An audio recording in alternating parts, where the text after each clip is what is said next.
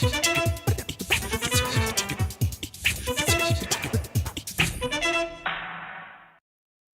and welcome to this edition of The Interview here on France 24. Our guest today is Nixon Dang, who is the ambassador of South Sudan to the European Union and to Belgium. He joins us via satellite from Brussels. We're going to be talking, of course, about the situation in South Sudan and the tensions, the escalating tensions in recent week with Sudan. South Sudan claimed independence back in July, but the tensions have been rising in recent weeks. The international community is very concerned. The United Nations Security Council passed a resolution on Wednesday threatening non-military sanctions against both Sudan and South Sudan if they didn't halt the violence and go back to the negotiating table. The African Union has proposed a roadmap whereby both countries would stop the violence, withdraw their troops from the border areas in dispute, and negotiate and find a solution within 3 months. So one very simple question, Mr. Ambassador. Do you think that this roadmap will be followed by both sides, and will this allow peace to prevent war? In fact, the roadmap of the African Union high-level implementation panel, when they set up the roadmap in 4th of April, we in South Sudan, we agreed to follow the roadmap. Not only agreed, we was ready to sign by then. But our partner in the north, they walk out from the negotiation in Addis Ababa. And what I can say, the roadmap, we think is the real solution for the whole problem in Sudan, between Sudan and North Sudan. And but we think that there is some additional is supposed to be added to the roadmap, which we think it's implementation of a UN mandated forces between the two countries. This can be more useful and can be more practical. I want to ask to go back to the roots of the latest violence, and it's actually mentioned in the UN resolution. The South Sudanese troops seized the oil town, which is in the border area of Heglig, and they were eventually then forced to withdraw. And some people are saying, well, that the South Sudan is to blame for the latest round of hostilities. What's your response? What happened in Heglig is that all the world think that we occupied Heglig, but it's not the real fact. The fact is that Heglig was used by the forces from the north to attack our region, especially in the north and of Unity State. So what we did, it was protecting our territories by protecting ourselves. So we occupied Heglig in order to prevent the forces of North Sudan to use it as a base for attacking us. And secondly, Heglig itself is not a North Sudan town. According to the border of 1956, Heglig is belong to South Sudan, but this one we will go for the court of arbitration to set up the issue. Don't you think that by going into Heglig, you went too far because you were roundly condemned by the international community when you did that? We didn't want too far, according to the international human rights and the international laws. Every country had the right to defend itself, and what we did in Heglig was defending our territory. If the North Sudanese are using Heglig as a base for attacking us, so we have to cut up the route for attacking. And secondly, sometimes international community is reacting differently. For example, Abyei had been occupied by the Northern Sudanese until now, and the reaction that happened that time was not the same like what we did, like what happened in Heglig. So we should think about that Heglig is the same like Abyei. Why didn't the international community react in the same way in Abyei? And Abyei is still occupied right now by the North Sudanese forces. So, do you think that the international community, which, especially the West, especially the United States, supported very strongly the birth of South Sudan, is changing its mind about your country and not seeing it in a favorable light anymore? Well, we thank the United States and the African Union for the support that they gave us during our negotiation with the North in Naivasha until we signed the CPA or Comprehensive Peace Agreement. And the United States is still supporting us, and the international community is still supporting us.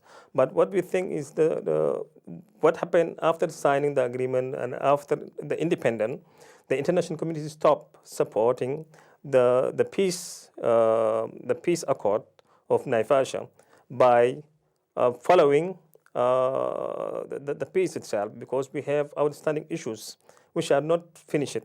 These are unfinished business. This is what brings us to the problem today.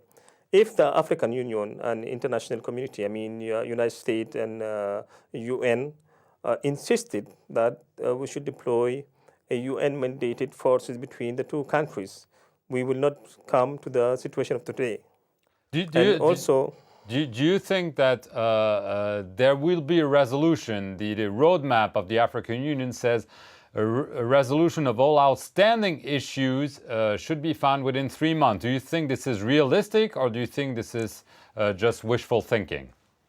the 3 months can be enough for the negotiation, but we don't think that it can be realistic, because in the borderline, we have so many disputed areas, which the North Sudanese are thinking that they say that it belongs to them, and we say it belongs to us.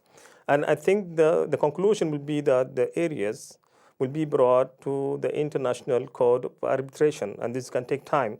So the 3 months is not realistic to solve the issue of the border, but it can be realistic to go for negotiation for it. Are you afraid that there are still big risks of an all-out war between your country and Sudan? We in South Sudan, we are not looking for war. We have been in war for the last 20, 25 years, and we have experienced the war. And I believe that the war is not the right way to solve the problems. We think negotiation table is the right place. And after all, South Sudan independence came through the negotiation table. And we believe that if our partner in the North, they have the political will to come back to the negotiation table, we can avoid the war. We don't want to go to the war, and we don't want our brothers in the North to come to the same point. But if we are forced to protect our territory, for sure we'll do that. Do you trust Omar al-Bashir, the Sudanese president, as a peace partner? The question of Omar Bashir is very difficult to answer. Omar Bashir, when we come to the peace talk, you will find him very diplomatic. But when he go back to Khartoum, and then you give him a microphone in one of the open rally, you will hear totally different person. So we don't think that Omar Bashir is the right person for the peace talk. But Omar Bashir had the political will. If he directed his own people in the North to go for the peace talk, he will do. But Omar Bashir is really not the stable person for setting up a peace between us and the North.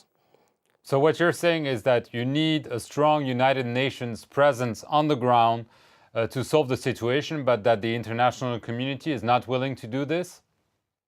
This is our request for the international community, for the African Union, for the United Nations, for the EU. We believe that the only solution to set up this problem is by deploying a UN-mandated forces between the two nations. And then the international community should help us in demarcating the border between us, because the borderline is the main problem now. And the issue of ABA also is not solved. We went to the Court of International Arbitration, and ABA was given to South Sudan. But unfortunately, it was occupied by the North until today. And the international community and the United Nations is still doing nothing to solve this situation. So we believe only by bringing a UN-mandated forces is the only solution for this problem. Last question, would you be willing to share the oil with the North? That's also been a problem. Would you be willing to do that, because that's not happened right now? We all know that the two countries are depending totally on the oil. South Sudan is depending mostly on the oil by 89% for our income. And North Sudan is the same, I believe. But we are ready to share the oil revenue with the North through allowing our oil to go through the North. After all, we have the oil resources, but we don't have the infrastructure that in the North. By allowing South Sudan oil to go through the North, they will benefit also from the oil. And this is the sharing that we think. But our brothers in the North, they started playing some game with us, which will not allow the sharing of the oil to come. For example, they are requesting $36 per barrel to transport our oil, which is totally different than international standards. Normally, it's come to $1 per barrel, and we accept the African Union roadmap on the oil issue. And we believe if our brothers in the North, they implement the roadmap, we can come to a solution. But unfortunately, President IsBashir had announced a few days ago that it will not allow the oil of South Sudan to go through the North. And this is going to be the main problem. Okay, Ambassador Nixon Dang, thank you for being a guest on the France 24 interview. And thank you all for watching this edition of The Interview.